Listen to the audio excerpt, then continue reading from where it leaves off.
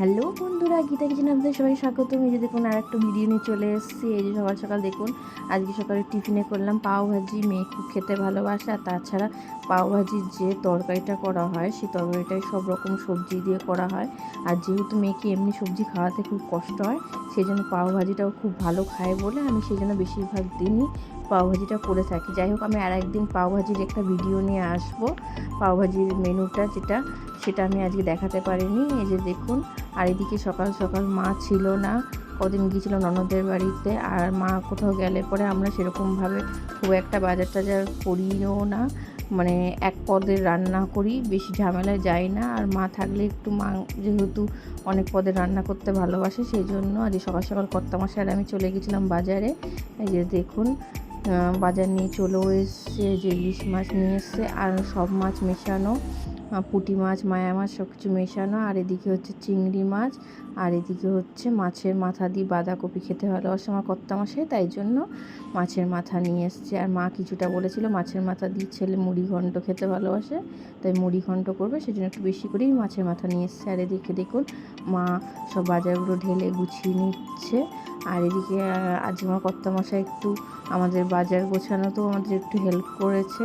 আর এদিকে দেখুন চালতা নিয়ে এসেছে, চালতার ডাল খেতে হেবি সুন্দর লাগে। আর এদিকে আমার কর্তামশাই চিংড়ি মাছ দিয়ে কচুরলতি খাবে, সেই জন্য কচুরলতিও নিয়ে এসছে।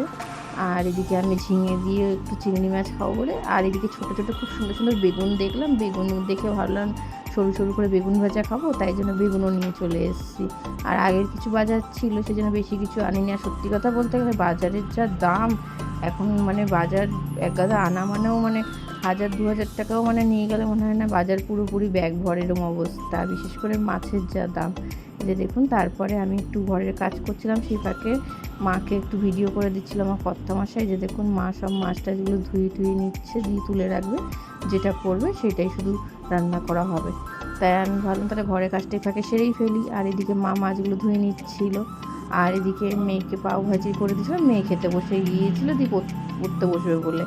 আর এই যে দেখুন মা সব ধুইটে বললে আমি রেডি করে দিচ্ছি, তাই আমি বললাম তাহলে আজকে রান্নাটা আমিই করছি। আর এই যে দেখুন ছোটো মাছের চচ্চড়ি খেতে খুব ভালোবাসে মা, তাই জন্য আমি ভাবলাম আজকে একটু ছোটো মাছের চচ্চড়ি করবো। এই যে দেখুন মা বললো তাহলে এতটা মাছ আছে, একদিনে তো সব খাওয়া যাবে না, কিছুটা ভাগ করে নিই, তাহলে আজকে কিছুটা খাওয়া যাবে।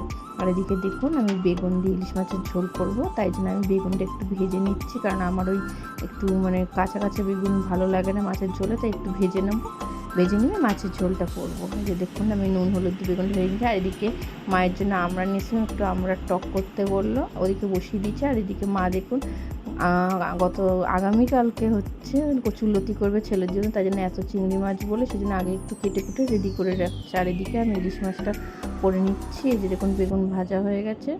আর মাছগুলো নাকি খুব ভালো খেতে ছিল, সেই জন্য কাঁচা রান্না করতে বলেছে, সেই জন্য এই যে দেখুন আমি মশলা, জিরে, টমেটো, কাঁচা লঙ্কা পেস্ট করে নিয়ে মাছটা করে নিচ্ছি। যে দেখুন, আর সত্যি কথা বলতে গেলে মাছটা মা আর আমার কর্তামশাই দুজনেই খেয়ে বলেছে খুব দারুণ হয়েছে রান্না।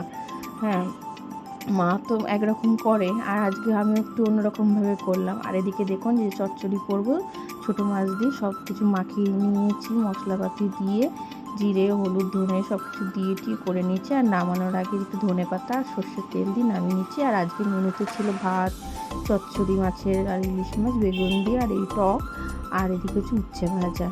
আর এই যে দেখুন মেয়ের ম্যাডাম দিয়ে গেছে অনেকগুলো বাতাবি লেবু, সেই মা বাতাবি লেবুগুলো কেটে দিচ্ছে, একটু মাখবার একটু রস করব।